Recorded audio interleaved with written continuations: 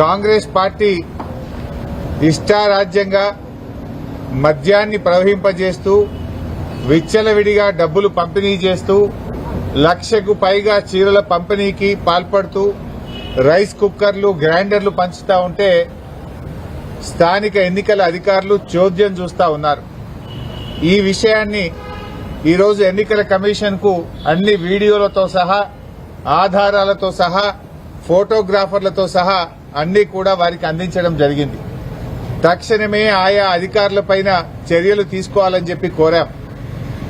ముఖ్యంగా కొంతమంది పోలీస్ అధికారులు, కొంతమంది ఎన్నికల నిర్వహణలో ఉన్న అధికారులు పూర్తిగా తొత్తులుగా మారిపోయి కళ్లు మూసుకొని వాళ్ళు ప్రవర్తిస్తా ఉన్నారు.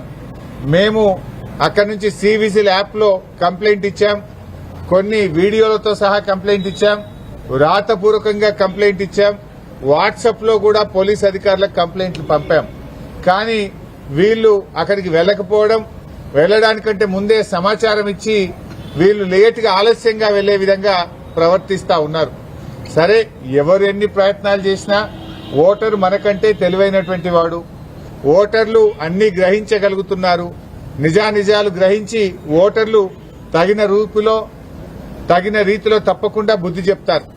కానీ ఈ రకమైన వ్యవహారం జరుగుతూ ఉంటే ఎన్నికల కమిషన్ ఎందుకు చోద్యం చూస్తా ఉంది, ఎందుకు ఎన్నికల అధికారులు పట్టించుకోవడం లేదు, ఇవన్నీ విషయాలను కూడా ఈరోజు ఎలక్షన్ కమిషన్ దృష్టికి తీసుకువెళ్లాం.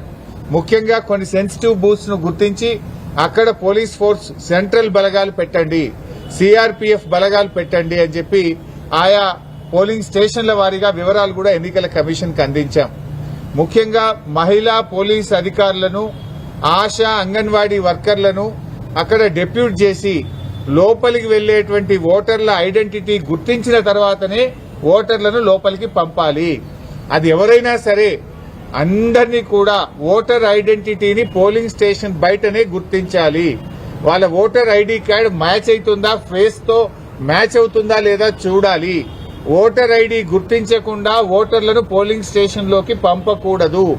మహిళలను గుర్తించడానికి ప్రత్యేకంగా ఒక కౌంటర్ పెట్టండి.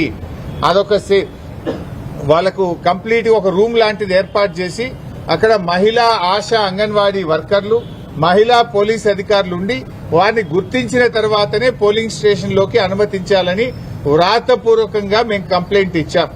మా దగ్గర స్పష్టమైనటువంటి వీడియో ఆధారాలు కూడా ఉంటే వారికి చూపించడం జరిగింది.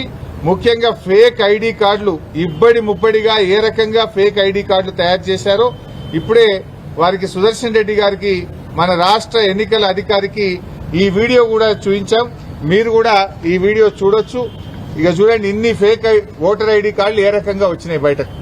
ఈ ఓటర్ ఐడి కార్డులు ఇన్ని కుప్పలు కుప్పలుగా బయట ఎట్లా వస్తా ఉన్నాయి. ఇదే కాకుండా ఇంకొక వీడియో కూడా ఉంది, ఫేక్ ఐడి కార్డుల వీడియో.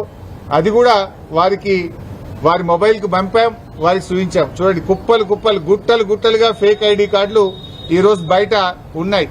ఈ గుట్టలు గుట్టలుగా ఫేక్ ఐడి కార్డులు ఏ రకంగా వచ్చినాయి, మరి ఎన్నికల అధికారులు పోలీసులు ఏం చేస్తా ఉన్నారు, ఈ ఆధారాలన్నీ వారికి చూపించాం.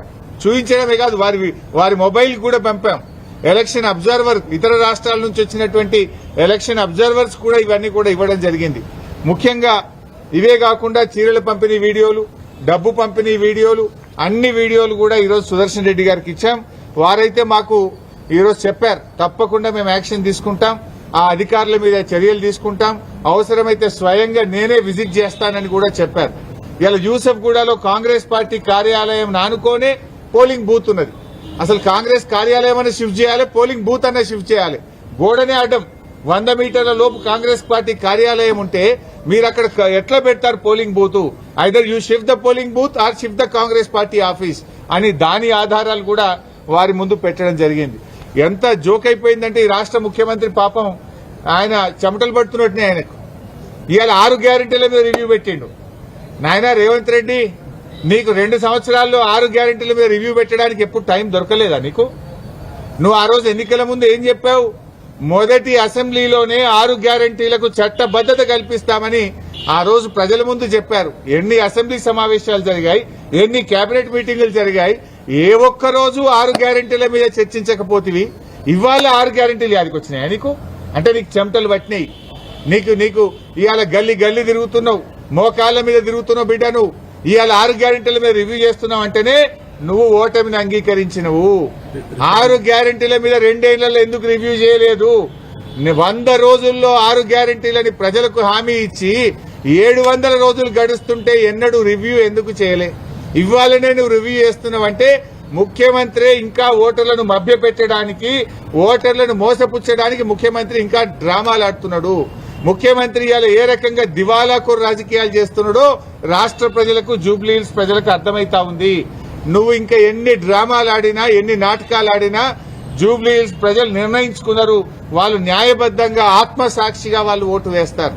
సో ఇవన్నీ కూడా ఎలక్షన్ కమిషన్ దృష్టికి మేము తీసుకుపోవడం జరిగింది. Any other point?